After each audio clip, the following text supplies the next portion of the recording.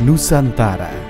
Di negeri kepulauan yang membentang dari Sabang hingga Merauke, Tuhan menghadiahkan salah satu anugerah terbesar bagi bangsa Indonesia. Tanah yang subur, air yang melimpah, dan keanekaragaman hayati. Di setiap lembah, di balik setiap gunung, dan di sepanjang sungai yang mengalir, tersimpan potensi pertanian yang begitu besar. Potensi yang menjadi kekuatan dan masa depan negeri ini. Dari hamparan sawah hijau yang tak bertepi, Indonesia memiliki kekayaan yang menjadikan pertanian sebagai pilar utama kehidupan rakyatnya. Inilah kekuatan yang menghidupi jutaan keluarga, menggerakkan ekonomi, dan menjaga ketahanan pangan bangsa. Di tengah besarnya karunia alam ini, Kementerian Pertanian Republik Indonesia hadir untuk merawat, mengelola, dan memaksimalkan seluruh potensi yang diberikan Tuhan kepada bangsa ini.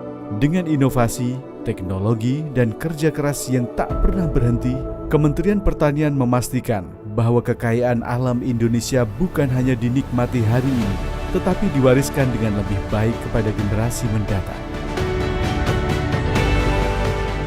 Dengan pengalaman yang begitu panjang, Kementerian Pertanian selalu melakukan pembaharuan dari aspek pelayanan hingga aspek pengelolaan di lapangan. Kementerian Pertanian tak pernah berhenti untuk menjadi lebih baik. Kemajuan pesat juga ditunjukkan pada pemerintahan Presiden Prabowo dan Wakil Presiden Gibran Raka Buming Raka. Di bawah kepemimpinan Menteri Pertanian Andi Amran Sulaiman dan Wakil Menteri Sudaryono, Kementerian Pertanian Republik Indonesia berhasil menjaga kestabilan pangan bangsa, peningkatan produktivitas, dan kesejahteraan petani di Indonesia. Tentunya kerja nyata ini didampingi oleh support system yang sangat solid dan luar biasa baik. Di antaranya, Sekretariat Jenderal yang bertugas menyelenggarakan koordinasi pelaksanaan tugas, pembinaan, dan pemberian dukungan administrasi kepada seluruh unit organisasi di lingkungan Kementerian Pertanian. Inspektorat Jenderal adalah unsur pengawas pada Kementerian Pertanian yang berada dan bertanggung jawab kepada Menteri Pertanian secara langsung. Direktorat Jenderal Prasarana dan Sarana Pertanian bertugas menyelenggarakan perumusan dan pelaksanaan kebijakan penyediaan prasarana dan sarana di bidang pertanian. Direktorat Jenderal Tanaman Pangan bertugas menyelenggarakan perumusan dan pelaksanaan kebijakan di bidang peningkatan produksi padi, jagung, kedelai, dan tanaman pangan lainnya. Direktorat Jenderal Hortikultura bertugas untuk merumuskan dan melaksanakan kebijakan di bidang peningkatan produksi aneka cabai, bawang, aneka jeruk, dan tanaman hortikultura lainnya. Direktorat Jenderal Perkebunan bertugas menyelenggarakan perumusan dan pelaksanaan kebijakan di bidang produksi sawit, kopi, kakao, dan tanaman kebun lainnya. Direktorat Jenderal Peternakan dan Kesehatan Hewan yang bertugas menyelenggarakan perumusan dan pelaksanaan kebijakan di bidang peningkatan populasi dan produksi ternak serta kesehatan hewan. Direktorat Jenderal Lahan dan Irigasi Pertanian yang bertugas menyelenggarakan perumusan dan pelaksanaan kebijakan di bidang lahan dan irigasi pertanian. Badan Perakitan dan Modernisasi Pertanian yang bertugas merancang, merakit, dan mengakselerasi penerapan teknologi pertanian modern di seluruh Indonesia. Badan Penyuluhan dan Pengembangan Sumber Daya Manusia Pertanian bertugas menyiapkan SDM pertanian berkualitas yang profesional, mandiri, berdaya saing, dan berjiwa wirausaha.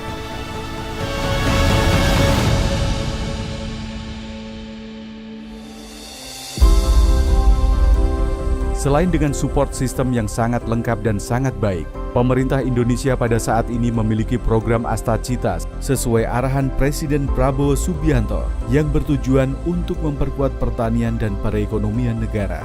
Program tersebut diantaranya adalah Brigade Pangan hadir dengan semangat gotong royong dan kerja cepat.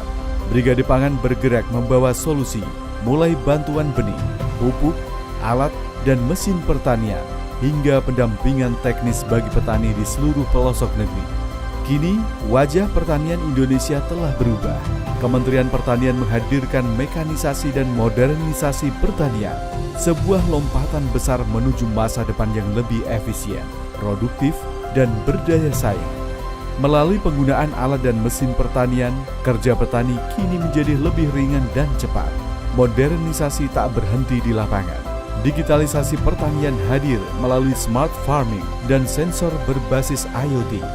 Di tengah tantangan alih fungsi lahan dan meningkatnya kebutuhan pangan, Kementerian Pertanian menghadirkan program Cetak Sawah Rakyat, sebuah gerakan nyata untuk membuka lahan baru, mengubah lahan tidur menjadi lahan produktif untuk memperkuat ketahanan pangan nasional. Sebagian lahan terabaikan, mengering, tergenang, dan kehilangan produktivitasnya. Kementerian hadir dengan program optimasi lahan, sebuah gerakan nasional untuk memulihkan, memanfaatkan, dan memaksimalkan potensi lahan pertanian Indonesia. Melalui program ini, lahan-lahan dihidupkan kembali, tata air diperbaiki, tanggul dan irigasi diperkuat. Di negeri agraris seperti Indonesia, air bukan sekedar kebutuhan, tetapi penentu masa depan pertanian. Karena itulah, Kementerian Pertanian melalui program pembangunan dan rehabilitasi jaringan irigasi pertanian terus bekerja memastikan setetes air mengalir hingga ke lahan-lahan petani. Melalui hilirisasi, setiap hasil panen tidak lagi berhenti di sawah atau ladang. Lebih dari itu, pertanian adalah tentang membangun nilai tambah dari hasil bumi menjadi kekuatan ekonomi bangsa. Produk pertanian diproses menjadi produk olahan yang berdaya saing dan bernilai lebih. Dengan hadirnya berbagai program yang strategis ini, pemerintah berharap masyarakat tani Indonesia bisa semakin mudah dalam mengelola lahan dan hasil pertanian mereka, hingga dapat menghasilkan produk-produk berkualitas unggul. Semua ini adalah bentuk komitmen Kementerian Pertanian yang ingin selalu menjadi garda terdepan dalam perjuangan bangsa Indonesia untuk mencapai swasembada pangan yang berkelanjutan dan menjadi lumbung pangan dunia. Maju terus pertanian Indonesia.